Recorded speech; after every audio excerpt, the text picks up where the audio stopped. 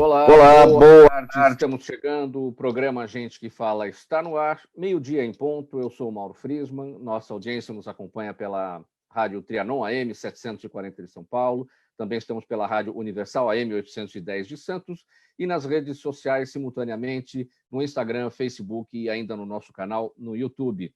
Siga a gente, curta, compartilhe os nossos conteúdos. Interaja com o programa a partir de agora, vai o número do WhatsApp para você, 973350038, mais uma vez, 973350038. Não se esqueça da nossa hashtag, Programa Gente que Fala, ao longo das suas interações pelas redes sociais. E hoje, para a nossa conversa, eu coloco aqui agora o nosso time em campo. Primeiramente, eu apresento o advogado, Dr. Jacques Buchatsky, diretor de legislação do Inquilinato do Secov São Paulo, também pró-reitor da Universidade Secov e coordenador da Comissão de Locação da OAB São Paulo. Seja bem-vindo, doutor Jacques, tudo bem?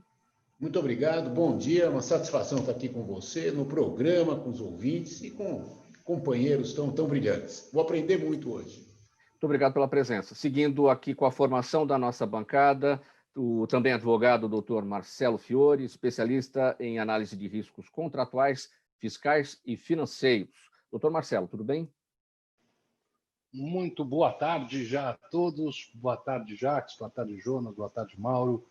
Pessoal do Gente que Fala, prazer gigante estar aqui com vocês e integrar essa mesa com essas pessoas que certamente vão me ensinar muito hoje. Muito obrigado. Muito obrigado pela presença. Seguindo por aqui agora com o anúncio do Jonas Rogério Carvalho, publicitário.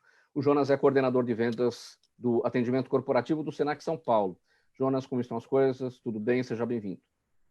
Muito obrigado pela oportunidade, Mauro. Gostaria também de agradecer a presença, né? Estar aqui com vocês hoje, agradecer aos ouvintes.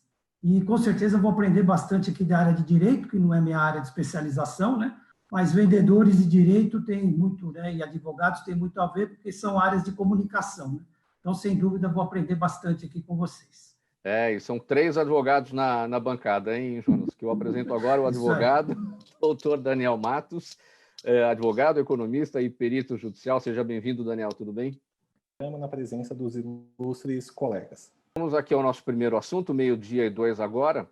Olha, o Reino Unido iniciou hoje o seu cronograma de vacinação em massa contra a Covid-19, um mês à frente do restante da Europa, que começa a imunizar sua população em janeiro.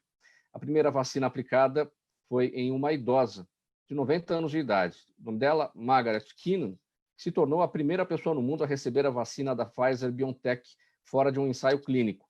E por aqui, ontem, o governo de São Paulo anunciou o início da vacinação com a Coronavac em 25 de janeiro, mas a vacina ainda não tem a aprovação da Anvisa.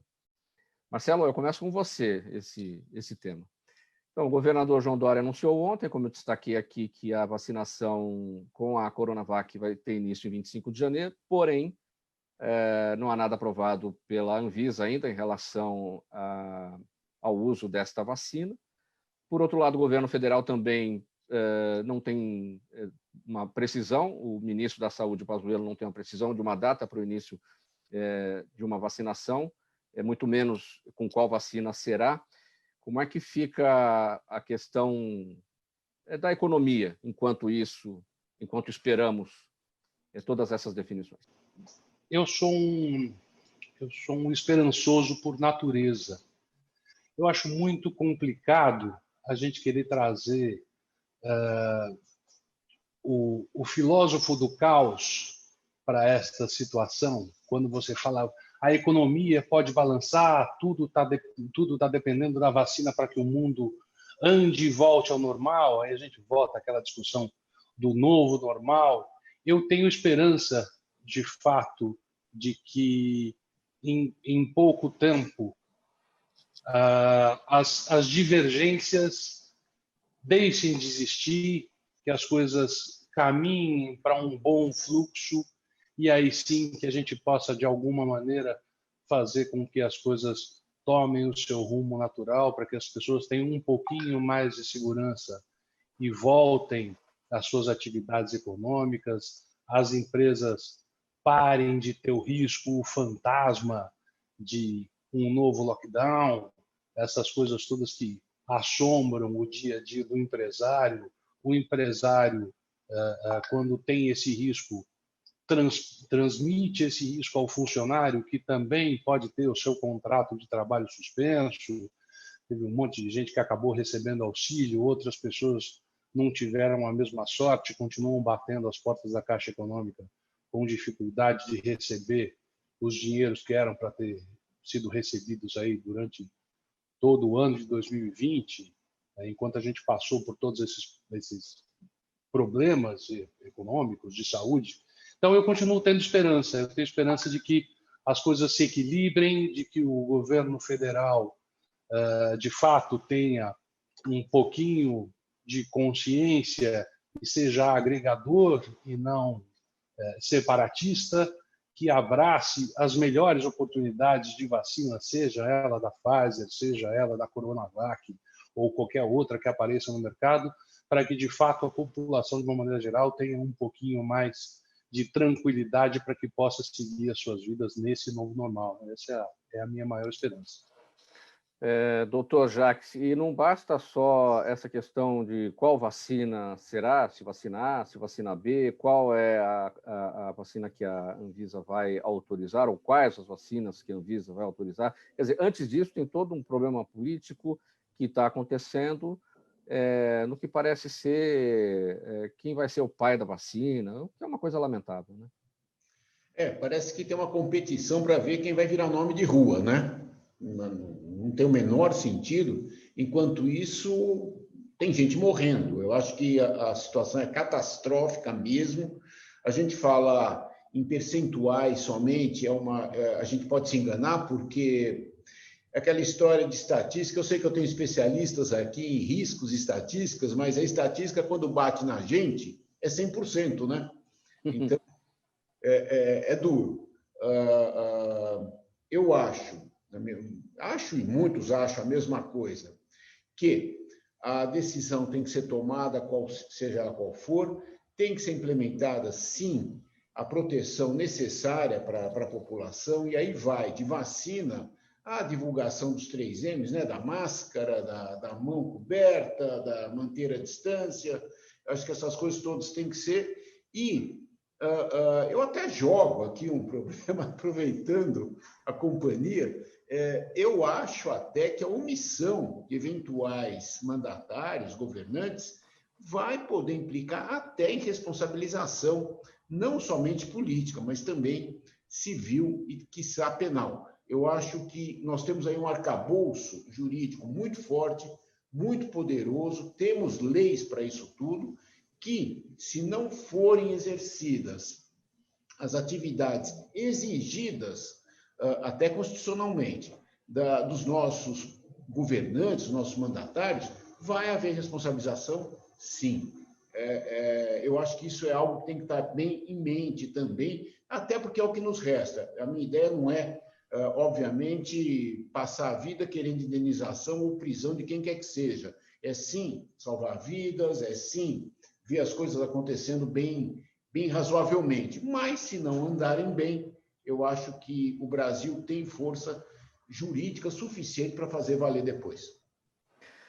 Jonas, o que você acrescenta aos 2 raciocínios do Dr. Jacques e do Dr. Marcelo? Você, como um profissional da área educacional, né? E a gente vendo tudo isso que está acontecendo, a educação está parada, pelo menos no sentido presencial, né? E quem pode fazer o aprendizado de forma remota também pode não ter o mesmo resultado, né? Bom, o que eu posso dizer é, assim, concordo com as 2 falas. Eu acho que a gente tem que isentar, né, ou tentar ficar isento dessas coisas da política em prol da saúde, que agora é o momento da saúde, não é o momento da política, no meu entendimento. Falando sobre o SENAC, sobre o que a gente tem feito no SENAC, nós estamos atendendo nas unidades com, obviamente, 30%, 40% da nossa capacidade, tomando todos os cuidados protocolares necessários, ou até mais um pouco do que a lei exige, para a gente não ter nenhum tipo de risco nem para os nossos alunos, nem para os nossos funcionários, né? E boa parte, ou a maior parte dos nossos atendimentos está sendo feito de forma remota ou de forma de ensino à distância. E isso também trouxe, né, sem dúvida alguma, uma nova realidade para as instituições educacionais, no caso do SENAC também, e nós tivemos que reaprender a fazer todo esse trabalho de ensino à distância, e principalmente de aulas remotas. Então, acredito eu que a vacina ainda vai demorar muito para todos, né, todos os brasileiros, os 200 e poucos milhões de brasileiros estarem vacinados, isso vai demorar bastante, né? Então, continuo sendo totalmente a favor da gente tomar muito cuidado.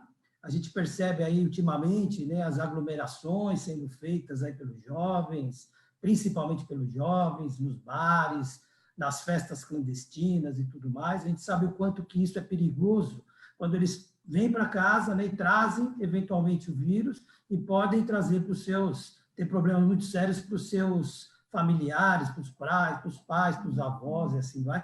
Então, quer dizer, eu acho que essa responsabilização, né, essa coisa da responsabilidade de todos, é o que tem hoje no momento. A gente não pode fazer nada além disso, além de se cuidar. E rezar para essa vacina aparecer o mais rápido possível. Daniel Matos, aqui o seu olhar como economista sobre esse tema, né? Você que acompanha muito de perto o mercado financeiro, e cada movimento político, cada fala de um protagonista político relacionado com a questão da Covid ou com a questão da vacina impacta diretamente no mercado financeiro. Como é que estão as coisas hoje nesse sentido? Então, hoje, né, você tem a Bolsa num movimento de semi-estabilidade, porque ela já precificou o efeito da possível vacinação, né, tanto que começou hoje no Reino Unido, como você pontuou. Logicamente, aqui no Brasil ainda vai ter esse atraso que os colegas mencionaram, né? Ainda não tem aprovação da Anvisa, ainda vai ter que ter aprovação, importação e distribuição em massa para a população. Isso vai gerar um atraso, né? Mercado financeiro, ele mensura bem expectativa, né? Ele mensura melhor expectativa do que ato concreto.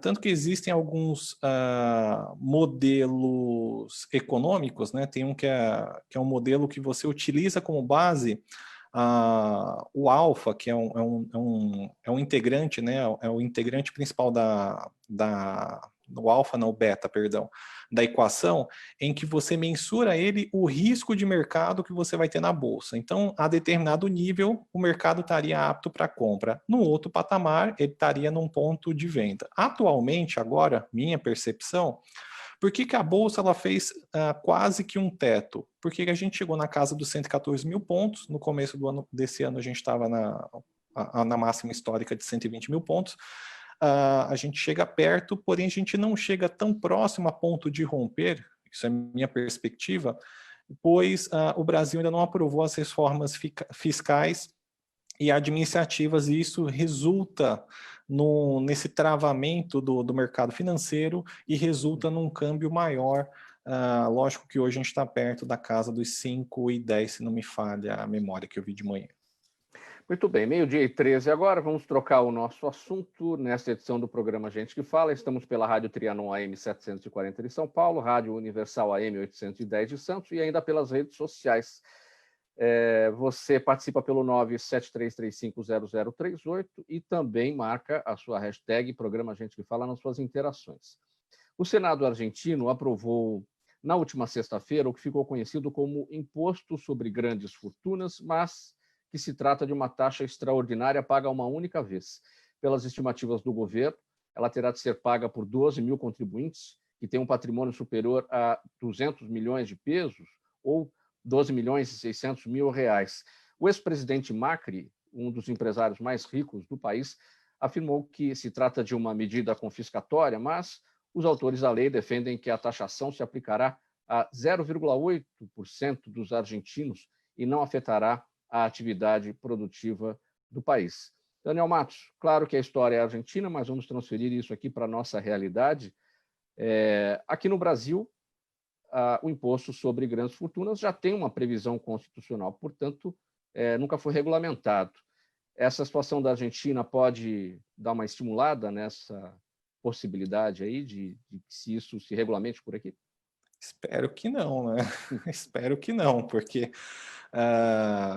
o efeito que você tem da aprovação do Imposto sobre Grandes Fortunas, o IGF, ele é muito negativo e o impacto, a externalidade que ele causa no mercado é muito ruim, porque, na verdade, a mensagem implícita que se passa é que o país penaliza a riqueza, porque, na verdade, o IGF ele tributa tanto o patrimônio de uma forma agregada, ou seja, vamos voltar para a Argentina para entender um pouco da situação e o porquê que lá isso penaliza muito. Lá você tem um cenário alto de inflação, o câmbio ele está controlado, eles estão até com restrições de compra de dólar, para quê? Para evitar a fuga de capital, porque o país teria que manter os recursos internos. Então, se você resulta nessa intervenção forte no dólar, né, na compra, para evitar a fuga de capital, para tentar controlar a economia interna e gerar estímulo, se você tributa o IGF nesse período ou para o próximo período, o que você vai ter, infelizmente, é uma fuga de capital maior, ou seja, quem vai ser potencialmente tributado por esse imposto, vai simplesmente alocar o recurso em outro país e fugir da tributação. É muito simples, né?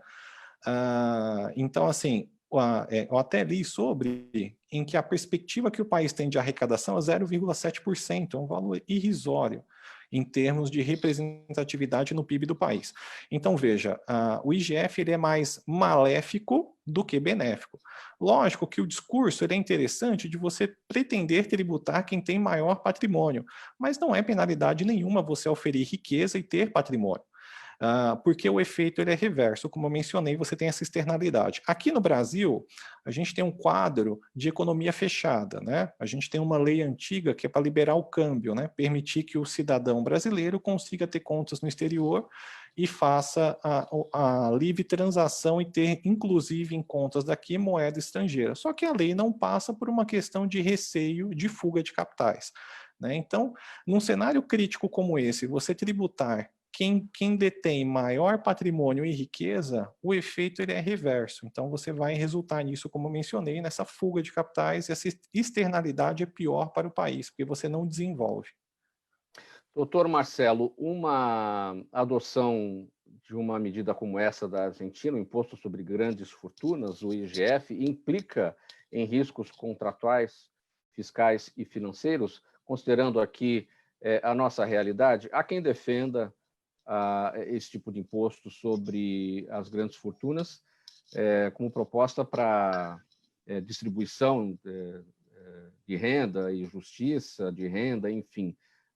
Bom, enfim, a primeira parte da pergunta traz implicação no sentido de riscos contratuais? A tributação sobre grandes fortunas ela está prevista na Constituição. Você comentou isso na abertura do tema, está lá no artigo 153. Então, o assunto não é estranho, né? Desde 88 que a gente tem essa possibilidade. O que falta, sim, é regulamentação. E aí a chave operacional disso está na regulamentação. Eu não acredito que nada é bom ou é ruim antes que você coloque ele efetivamente em prática, coloque ele em discussão inteligente no Congresso Nacional. Existem alguns estudos que aí acaba misturando até com um pouquinho com a área do Dr. Daniel, que é uma vertente sobre a análise econômica do direito, né? Então, quais são as consequências econômicas que determinadas ações, sejam legislativas, sejam de tributação, sejam de decisões judiciais, têm sobre o quadro econômico geral do país.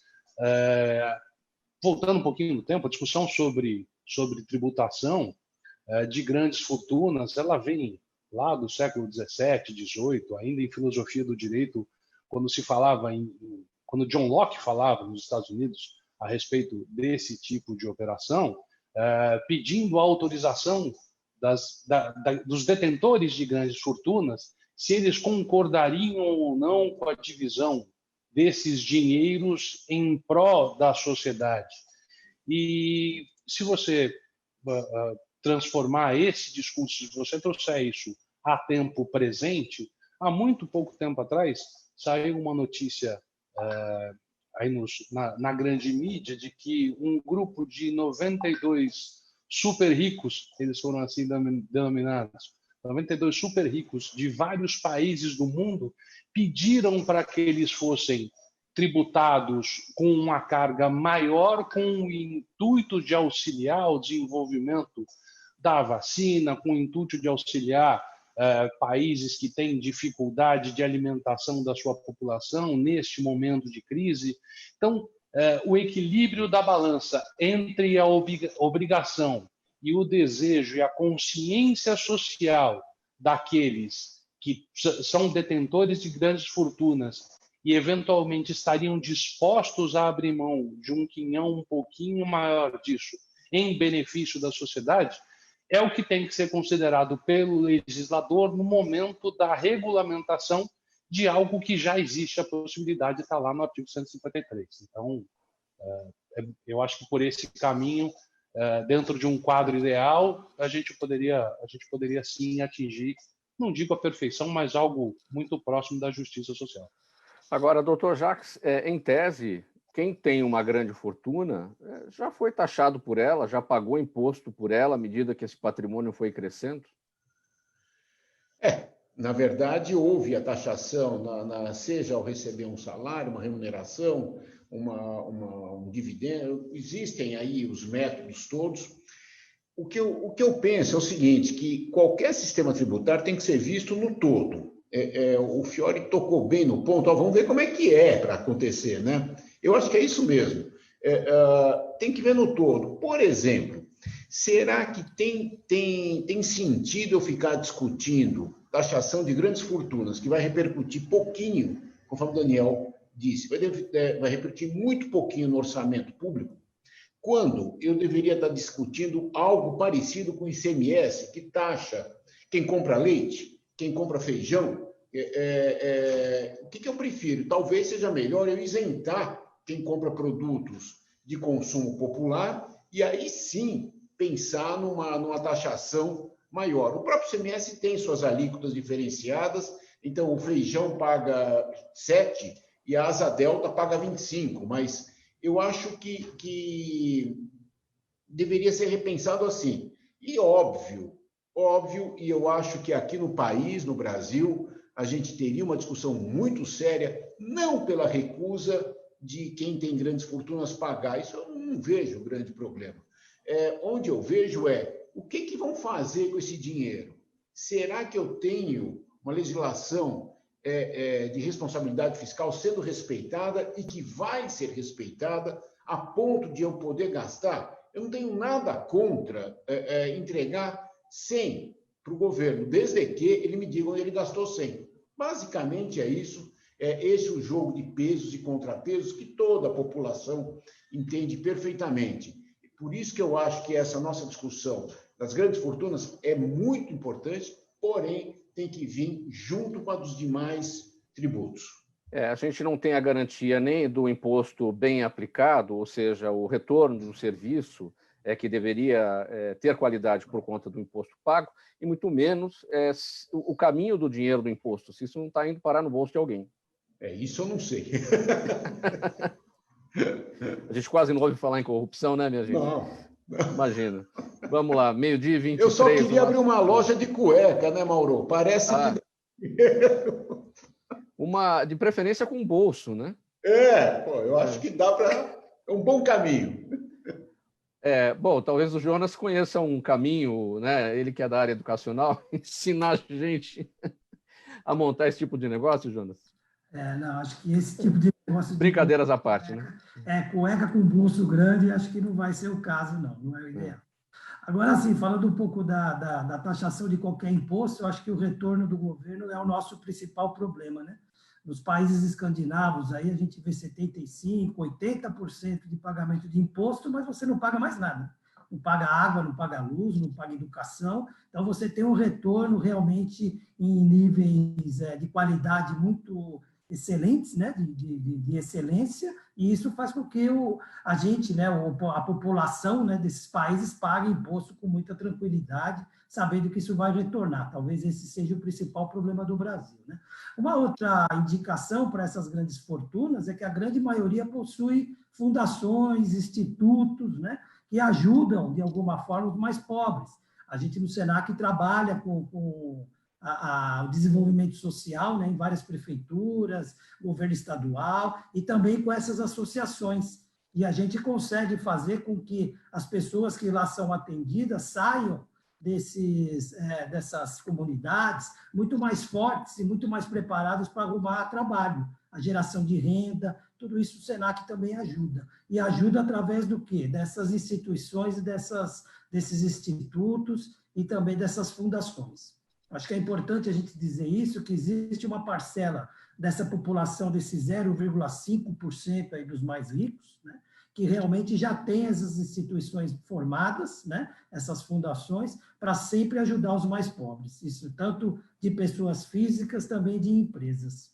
E o mais importante, com clareza, com transparência naquilo Exatamente. que fazem, até para demonstrar para a sociedade o que está sendo feito e trazer isso como um benefício para a imagem da empresa ou do instituto que está realizando. Né? Exatamente. E a partir disso você percebe que existe um vínculo da imagem de instituição séria, de imagem de instituição de respeito, e isso faz com que a economia gire mais para essas empresas, porque hoje, para fazer as vendas e para fazer as compras, né, os clientes também estão preocupados com essa coisa da imagem, não só com a imagem da sustentabilidade, vamos dizer assim, ambiental, mas da sustentabilidade financeira do planeta. Acho que é importante a gente citar isso também.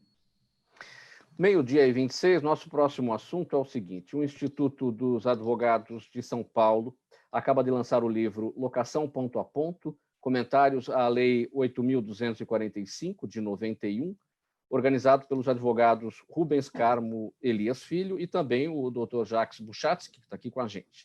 A obra reúne artigos de 47 autores com ampla experiência e conhecimento no mercado locatício e chega no momento em que o mercado enfrenta uma série de ações na justiça e acordos informais movidos por uma repentina alta no reajuste dos aluguéis. Doutor Jacques, os ânimos um pouco mais arrefecidos agora em relação nessa relação, né, entre inquilinos e proprietários por conta da pandemia, na hora da conversa sobre o aluguel, ainda está tudo muito complicado e judicializado? Pois é. Bom, antes de mais nada, deixa eu até mostrar o livro. Lançado pelo Instituto dos Advogados. Eu faço questão de montar porque eu fiquei muito honrado em ser um dos organizadores, junto com meu colega Rubens. Aliás, Fiore, tanto o Rubens como eu somos das comissões lá na OAB, né? Então, estamos em casa, né? Nesse livro, a gente conseguiu juntar 47 doutrinadores falando sobre o mesmo tema. Então, tenho certeza que o meu colega Rubens e eu, a gente se acha os melhores técnicos de seleção de São Paulo, né? Pelo menos porque juntar 47 advogados para uma obra só, estou comemorando, soltando fogos. Uma coisa que a gente aprendeu vendo, são 650 páginas, os direitos são todos destinados ao Instituto dos Advogados, e a aquisição é pelo site do Instituto dos Advogados também, IASP. Uma coisa que a gente nota é como essa lei foi bem feita há quase 30 anos atrás, e como ela está adequada ainda, equilibrando a liberdade de agir de todos os lados envolvidos, o locador, o locatário, o próprio fiador que pode sair da locação, alguns detalhes muito interessantes que sobreviveram, foram testados na pandemia e deram certo. Olha que coisa bacana. Tanto é que quando se tentou e veio a legislação de emergência, logo na pandemia, que eu acho que o governo agiu bem, tinha que fazer mesmo, não fizeram nada com as locações, porque não precisou, porque ela continuava tranquila, razoavelmente tranquila, do prisma legal, diante da legislação que nós temos aí desde 91. Esse locação ponto a ponto foi muita discussão e eu ouso recomendar o livro. Agora, e aí? O que aconteceu com as locações aqui? Todos nós aprendemos uma coisa que eu acho... fica parecendo que eu estou falando de céu azul só, não é isso. Mas como é que as coisas se resolveram? Com a negociação.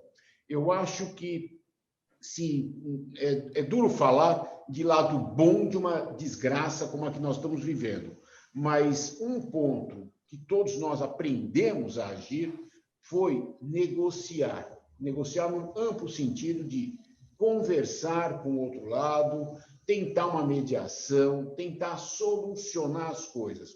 E, com isso, nós conseguimos uma redução razoável da quantidade de ações judiciais, nós conseguimos acordos feitos, tanto em locação residencial quanto não residencial, acordos mais curtos, às vezes de até 6 meses.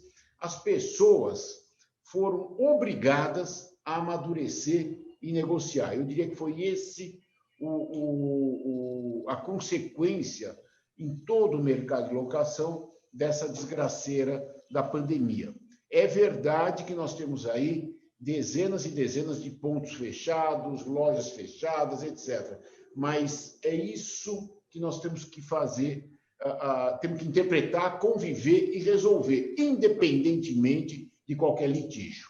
Agora, Jacques, você salientou, destacou que a lei 8.245 de 91, é a lei do inquilinato, ela, na verdade, este momento de pandemia foi o grande teste para ela. Depois de quase 30 anos, foi o grande teste para ela e ela resolveu bem. Mas na elaboração deste livro, Locação Ponto a Ponto, você e o Dr. Rubens identificaram alguma necessidade de ajuste na lei, justamente porque ela passou por esse grande teste, alguma coisa mínima que seja? Essa pergunta é terrível, não é, Mauro? Essa pergunta é muito boa, muito boa. A gente arrisca dizer, né, ninguém é dono da verdade, a gente arrisca dizer que seria interessante, primeiro, uma certa modernização da lei pontual. Segundo,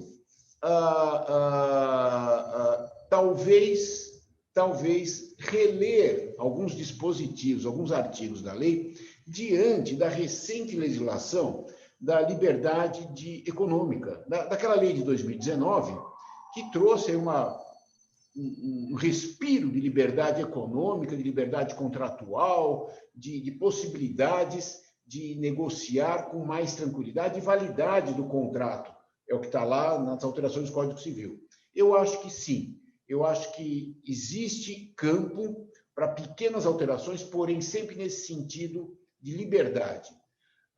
Acho que o mercado, o mercado que a gente fala não é mercado, é as pessoas, né? Os agentes, as pessoas estão maduras. Os brasileiros sabem conversar, negociar sobre locação. Eu duvido que tenha muitos outros temas que as pessoas saibam tanto conversar a esse respeito. E posso só dar uma palhinha, inspirado até no serviço do Jonas, né, que ele falou das aulas telepresenciais, etc.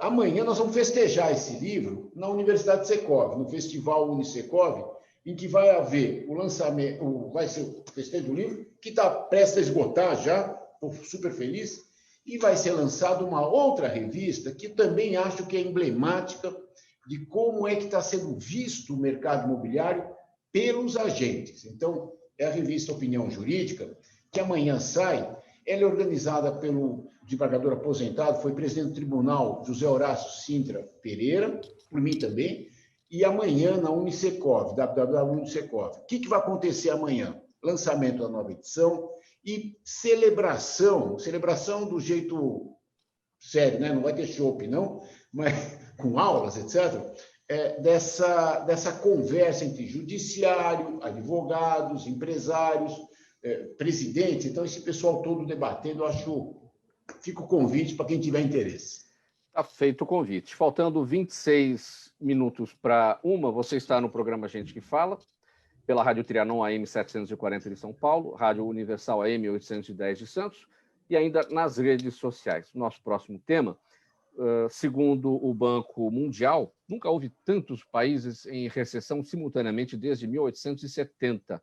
Todos os indicadores atestam que os pedidos de recuperação judicial de empresas devem disparar neste ano na esteira da pandemia. Especialistas no setor e economistas preveem entre 2.000 e 5.000 companhias que vão recorrer à justiça para evitar um pedido de falência e ganhar tempo para se refazer da paralisação dos negócios provocada pelas medidas de isolamento social adotadas no esforço de conter a disseminação da Covid-19. Doutor Marcelo, eu destaquei aqui entre 2.000 e 5.000 companhias que vão recorrer à justiça, né, para recuperação judicial, estimativa do Banco Mundial. E os números brasileiros nós temos? Qual é a situação por aqui? Bom, vamos pensar o seguinte, a gente não tem, obviamente a gente não tem números fechados ainda, mas o quadro é dantesco. Não só pela possibilidade dos pedidos de recuperação judicial de uma maneira geral, mas se você olhar os últimos tempos, inclusive a comparação no último período entre este ano, né, entre o mês de novembro, de outubro, os períodos de outubro e novembro de 2019 e outubro e novembro de 2020, a gente tem uma redução dos pedidos de recuperação judicial solicitados na comarca de São Paulo, né? E no estado de uma maneira geral, isso obviamente deve se reverberar pelo país. Então a situação está um pouco melhor? Não está. O empresariado está fugindo do pedido de recuperação judicial, porque a recuperação exige uma série de preparações, exige que a empresa consiga montar, basicamente, um plano de pagamento de seus credores. É uma oferta levada a juízo com a chancela de um administrador judicial, que é o braço do juiz nessa operação, uma proposta de pagamento parcelado, vamos dizer assim, considerando algumas categorias, né? A trabalhistas, créditos com garantia, os fornecedores que são os quirografados, né? Os bancos que estão ali no meio, sempre protegidos, sempre com garantia, mas as empresas não têm tido possibilidade de apresentar este plano de maneira razoável. Elas não têm faturamento suficiente de levar suas contas a juízo para pedir um fôlego. E aí você precisaria do suporte do judiciário, com, novamente, uma obrigação constitucional de preservação da atividade da empresa como fonte geradora de renda, tanto da livre iniciativa quanto do empregado, que depende diretamente daquilo. Obviamente, você traz esse assunto, a história da dignidade da pessoa humana, que precisa do seu salário para sobreviver, que precisa levar alimento para a sua entidade familiar, e o judiciário, tanto paulista quanto brasileiro, infelizmente não tem sido suporte para a distribuição de justiça nesse caso. O judiciário tem sido um elemento criador de problema e não de solução. A gente viu aí recentemente a quebra da Livraria Cultura, que aconteceu há pouco tempo atrás, com a aprovação de 51% dos credores. Mas a lei exige que seja mais, que chegue perto de 60%. Pelo amor de Deus, como é que você vai determinar a quebra de uma empresa, de uma livraria que dá emprego para milhares de pessoas, que é referência nacional, porque ela não cumpriu um pequeno pedaço? Sejamos razoáveis. O judiciário brasileiro, e aí eu trago um pouquinho da apresentação do Dr. Jacques aí no livro sobre a lei do inquilinato, que ele lançou recentemente. O grande mérito do Dr. Jacques, como tem sido da Comissão de Locação, é trazer o problema, a situação negocial para fora de juízo.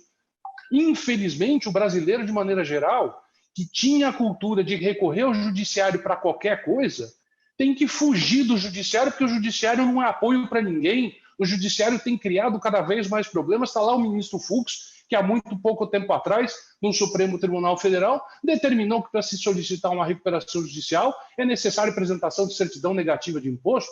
Em que país que o judiciário brasileiro vive? Onde é que está? Não existe crise da porta para fora? Vamos cumprir a risca da lei sem entender a dificuldade financeira pela que as pessoas vêm passando? Vamos tratar o devedor como bandido sempre, não como uma pessoa que está em dificuldade, que precisa de suporte? Então, toda essa situação do Brasil pode ficar muito pior, porque lá em 2005 a gente teve uma retração de 3,6% do PIB e agora nós estamos tendo uma retração de mais ou menos 10%, se não for maior, e aí o doutor Daniel pode me corrigir se eu estou com os números atualizados, entre 10% e 11% de retração do PIB. Se lá em 2005 e 2006 a gente teve esse tipo de problema, né, o recorde de pedidos de recuperação judicial, numa retração econômica que variou entre 3,5% e 4%, chegando entre 10% e 11%, o que vai acontecer? O que o judiciário vai fazer com as empresas? Vai quebrar todo mundo para os juízes continuarem recebendo os seus vencimentos livremente, com toda a tranquilidade? Não é admissível, nós temos um problema sério na mão, Mauro. Sério mesmo. Já que você voltou lá em 2005, 2006, doutor Fiore, doutor Marcelo Fiore, o que o tempo ensina para vocês desse mercado, em termos de análise de riscos contratuais, claro, no sentido de minimizar as quebras das empresas, com as crises sucessivas, porém motivadas por diversos fatores. A crise de 2008 foi a quebra de um banco, o mercado imobiliário, a bolha, né, do mercado imobiliário americano. A crise de 2015, impeachment aqui no Brasil, a crise política, né, a crise por conta do impeachment de Dilma Rousseff, e agora uma crise que é sanitária, que não tem a ver com a economia, mas que leva a problemas da economia. Mauro, a gente aprende, tanto eu, quanto o Dr. Jacques, quanto o Jonas, quanto o Daniel, que a gente precisa respeitar o ser humano. O advogado, de maneira geral, precisa fazer com que as partes compreendam que a transação fora de juízo é muito melhor do que a judicialização. A judicialização é um direito, ela não é um problema. Fala-se em judicialização todos os dias. A judicialização no Brasil é exagerada. A legislação no Brasil permite, eu acho que é um dos países mais justos do mundo, que permite a busca do judiciário como solução de problemas. O nosso grande problema, e essa é uma confusão que eu tenho arrumado com uma certa frequência, o professor Lênio Streck, que é um dos grandes ases do direito constitucional brasileiro, o saudoso professor Eros Grau, a quem eu admiro enormemente, tem livros escritos dizendo o quanto medo eles têm do judiciário brasileiro, porque o judiciário não entende que a judicialização de fato é um direito do cidadão. O judiciário está levando todos os dias a situação para o ativismo judicial. O judiciário está legislando todo dia, e isso é inadmissível, e a gente precisa rever esse tipo de postura urgentemente. Existe uma única profissão no Brasil que pode fazer isso. Afinal, a advocacia só pode ser exercida pelo profissional do direito, pelo advogado, diferente do que acontece nos Estados Unidos, que qualquer pessoa pode recorrer por si ao judiciário. Já que o advogado é essencial para a administração da justiça, e hoje é o dia da justiça, nada mais justo que os advogados, representantes de classe, como a Ordem dos Advogados do Brasil, como a Associação dos Advogados e como tantos outros institutos de representatividade propriamente dita, se unam de maneira a começar a pressionar o judiciário para acabar essa barbaridade de que a caneta pode tudo. Não pode, Mauro, não pode. É verdade, você lembrou bem, doutor Fiore. Hoje, 8 de dezembro, o Dia da Justiça, então parabéns a vocês, advogados, a todos os operadores do direito por esse dia, e que tudo caminhe muito bem no sentido de trazer justiça para a população brasileira. Vamos lá, parabéns a todos. Jonas, vamos para o seu assunto aqui, 12h43 agora. Com a pandemia, milhares de pessoas passaram a trabalhar em casa. De um lado, vimos vantagens, por exemplo, como a fuga do trânsito. Por outro, surgiram problemas estruturais, como a internet lenta, a falta de concentração. E no setor de vendas, gerir equipes à distância não é uma novidade, mas ainda é um desafio. Segundo especialistas, porém, o chamado Anywhere Office é uma tendência. É preciso, antes de tudo, que todos os envolvidos mantenham-se conectados e com foco nos resultados. O que é o Anywhere Office? É uma nova denominação para home office, Jonas? Ou é um termo que já existia, porém voltado para o setor de vendas? Muito bem, Mauro. Eu acho que o Anywhere Office é uma derivação mesmo do home office, porque às vezes você não precisa estar em casa necessariamente para trabalhar, né? É claro que com a pandemia todo mundo foi para casa, né? E a partir desse, sei lá, desse novo momento que a gente está passando, aí desde... Nós ficamos na área de vendas, praticamente o primeiro trimestre foi mais ou menos bom, que foi normal, né? De meados de março, abril, maio, junho, houve uma retração assim bastante expressiva em tudo, né? Na área de vendas não foi diferente, só que alguns setores continuaram de alguma forma, alguns segmentos continuaram trabalhando, né?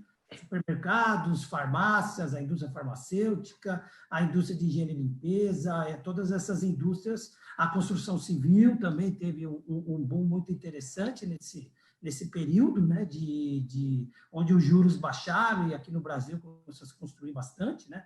Então, a partir disso, alguns segmentos começaram a continuar a trabalhar, né? Não subir, não ganhar muito, mas pelo menos recuperar boa parte das perdas que é a situação de hoje. Quando você pensa que o vendedor é um elo de ligação entre o mercado e as empresas, né? E o vendedor tem toda essa responsabilidade de trazer receita para dentro das empresas, né?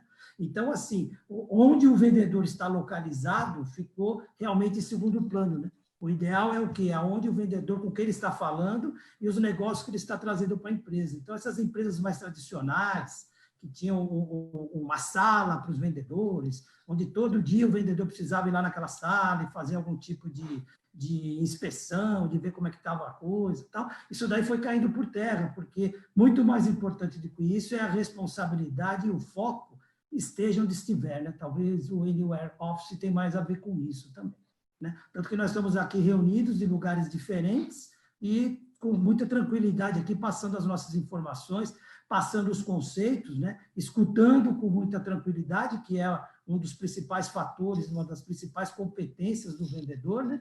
E também, obviamente, passando as informações com toda a clareza que a gente precisa passar nesse momento aqui com os meus colegas advogados, né? Então, acho que é importante a gente frisar isso. O outro ponto que a gente tem que frisar é o quanto que a área de vendas teve que se reinventar nessa fase de pandemia para continuar sustentando as empresas, né? Porque, assim, se os vendedores tinham algum contato com as empresas, aqueles funcionários não estavam mais dentro da empresa, dos escritórios, estavam em outros lugares.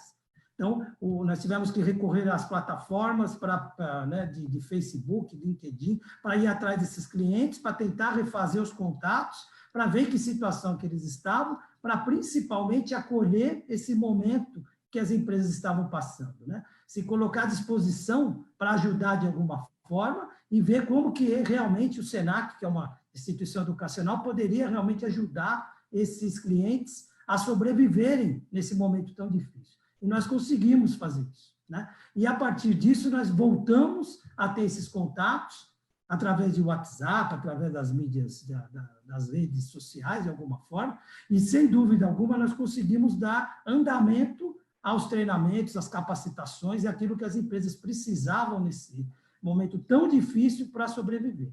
Então, acho que a área de vendas teve um papel fundamental para que essa roda da economia continuasse funcionando.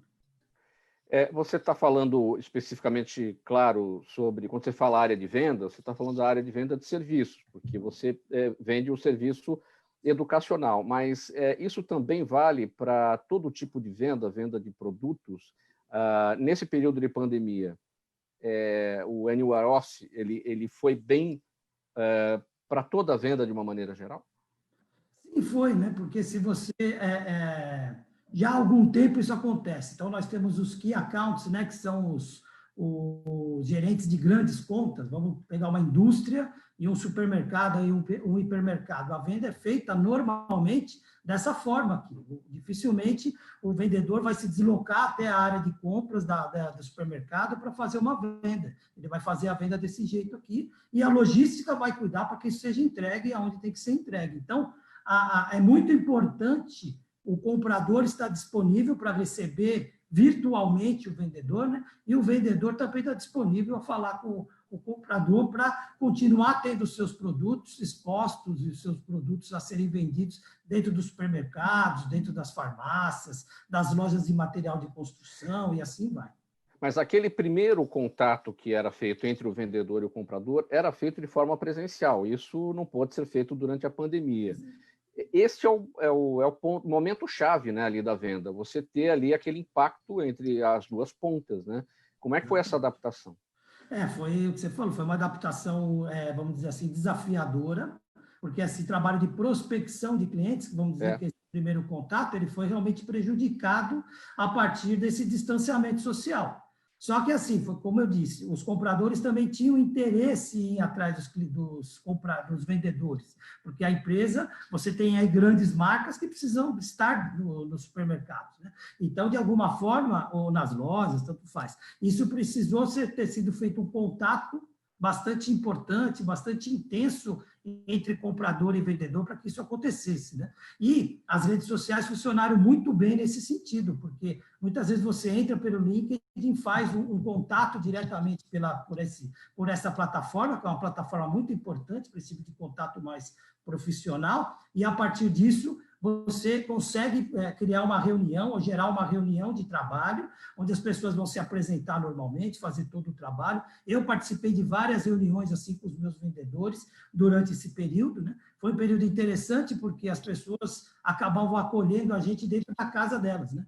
Com os filhos, com os animais de estimação, o marido, a mulher, foi muito interessante. E a gente tem várias assim, situações realmente importantes em que você está lá com uma diretora de RH de uma empresa super importante, daqui a pouco vem o filhinho dela pedir para ela pegar um copo de leite ou pedir para ela fazer alguma coisa. Ela fala, pessoal, espere um pouquinho que eu já volto. Esse tipo vamos dizer assim, de integração entre o escritório e o trabalho e a vida pessoal, que, sem dúvida, como o Jacques comentou, se tem algumas coisas positivas dessa situação toda, uma delas é essa coisa que não precisamos ser tão formais, e não precisamos nos encontrar sempre em situações dentro do escritório, fechado a 4 paredes, com ar-condicionado, né? Tem muitos clientes nos atendendo do sítio, né? Da chácara, da fazenda, aí depende de cada um, da casa de praia, e assim vai, e nós conseguimos manter os negócios assim. Acho que isso que é importante. Faltando 8 minutos para 1h no programa Gente que Fala, pessoal, chegou o momento aqui das perguntas da nossa audiência. Eu vou pedir brevidade para vocês, porque tem perguntas para todos e o tempo aqui está apertado, tá bom? Eu começo com o Daniel. Daniel Matos, o Marcelo Pinheiro está com a gente no Facebook. Obrigado, Marcelo, pela pergunta. Ele quer saber de você os conselhos, principalmente aos pequenos empresários, para encarar o início de 2021, ainda com pandemia, com crise econômica e a grande onda de impostos que chega nesse período. Quais são os conselhos, Daniel? Tá. Dependendo do impacto, que assim, em termos econômicos, nós temos elasticidade, né? Até para não tomar muito tempo na resposta. Então, tem setores que são impactados de forma mais forte, mediana e menos forte com a crise, e outros até que se beneficiam de uma certa forma em razão do efeito da crise. A depender do setor do empresário, ele tem que levar em consideração o que vai vir no ano que vem, que é aprovação ou não da reforma administrativa. Isso vai ter um efeito muito forte em se vai ser aprovada as reformas tributárias que estão em andamento e o novo ambiente econômico que vem. Por quê? Se você tiver aprovação da lei se você tiver manutenção do teto de gasto e aprovação dessas medidas, o ambiente econômico para o próximo ano, ele se torna muito melhor. Por quê? Você vai ter uma diminuição do câmbio em razão da menor resistência, da menor exposição mundial do risco país do Brasil, você melhora o ambiente econômico. Logicamente que o país ele vai tender, na reforma tributária, cobrir os gastos da Covid. Isso é natural. Só que tem que ver qual vai ser o setor que vai ser afetado. Acho que foi até o Dr. Jacques que tinha comentado anteriormente, de que é preferível você tratar a questão da tributação sobre o consumo, que penaliza muito mais a classe mais pobre, do que você ter uma tributação sobre o que está sendo proposto hoje, né? Você deveria diminuir a tributação sobre o consumo e estimular a economia, que aí, de uma forma geral, você estimula o desenvolvimento da atividade econômica. Muito bem, Daniel. Essa pergunta do Marcelo Pinheiro é aquela típica pergunta que vale $1 milhão. Então, respondida, ele vai depositar $1 milhão na sua conta. Ai, sim. Não, os conselhos a essas alturas do campeonato, com pandemia, crise econômica, impostos vencendo no mês de janeiro, começando o ano, ou seja, é difícil de você orientar, né, realmente. Mas a perspectiva para o próximo ano é que ele seja melhor, porque tem até um estudo que o efeito da crise ao longo do tempo, o efeito exponencial, ele vai se tornando cada vez menor e você vai sentindo isso menos no tempo. E que, logicamente, a expectativa é que o próximo ano seja muito positivo após a vacinação mundial. Dr. Jacques, muito rapidamente, por favor, Marta Lopes no Instagram pergunta o que é o Festival Unicecov e como será realizado. Bem rapidinho, por favor. O que é o encerramento do ano. A Universidade Secov é uma universidade corporativa que procura disseminar a cultura de direito imobiliário, práticas imobiliárias, administração e vai embora. Amanhã, a partir das 15 horas, entrando no site Unicecov, é livre, basta se inscrever hoje, é possível ter aulas com grandes especialistas, vão ser aulas de somente 15 minutos, bem rapidinho, e mais algumas menções. O convite que fica é assistir. Eu acho que vão ser 2 horas e meia, sim, bem produtivas para quem tiver oportunidade. Jonas, Juliana Martins, com a gente no YouTube, pergunta, ela diz o seguinte: ouço cada vez mais pessoas falarem em adaptar seus produtos às necessidades do cliente. Aí ela pergunta, isso é uma tendência? Não pode criar uma distorção nos objetivos da empresa? Bem rapidinho, Jonas. Que é uma tendência mesmo, que não pode, em momento nenhum, qualquer tipo de empresa se distanciar do cliente, se distanciar do mercado. Então, se a sua empresa não consegue se adaptar ao que o cliente realmente precisa, ela vai ter problemas. Então, a inovação, a percepção do mercado e trazer cada vez mais próximo as necessidades do cliente para o seu produto ou para o seu serviço são, assim, imperativos para você continuar no mercado. Ok. Doutor Marcelo Fiori, novamente, o Renato Mendes, no YouTube, pergunta, de modo geral, existe bom senso da justiça nos casos de penhora online? Também bem rapidinho, por favor, doutor Fiori. Não, com todas as letras, não. A justiça tem determinado, ultimamente, imagina, durante a crise, um indivíduo, a empresa, próximo ao pagamento da folha de salários, que já estava reduzida, aí com 70%, 30%, os funcionários trabalhando só 30% da carga, o judiciário brasileiro determinou a penhora de 100% do valor que estava na conta em benefício da fazenda pública. Okay. Quer dizer, a fazenda não vai ter nenhum problema em receber esse dinheiro depois, existem milhares de formas, existem dispositivos de código que dizem que a dívida pode ser cobrada da maneira menos gravosa ao devedor. Isso, inclusive, foi alvo de uma matéria que eu escrevi recentemente a um desses jornais de grande circulação. Deve estar aí circulando. Se ele procurar, ele vai achar. Mas não tem bom senso nenhum. Doutor Jacques, a última pergunta, em 10 segundos apenas. Giovana, do Jardim da Saúde, sua opinião sobre empresas como a Quinto Andar, que trabalha com menos garantias nas locações, porém com mais agilidade. Bem rapidinho. Eu gosto, não tem nada a ver com a empresa, gosto.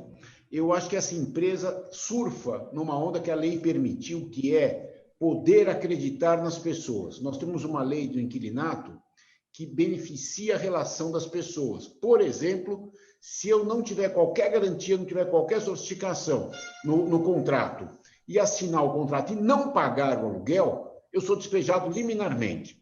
A lei permite isso. É uma lei do olho no olho, e a Quinto Andar soube aproveitar esse momento com muita inteligência, na minha visão.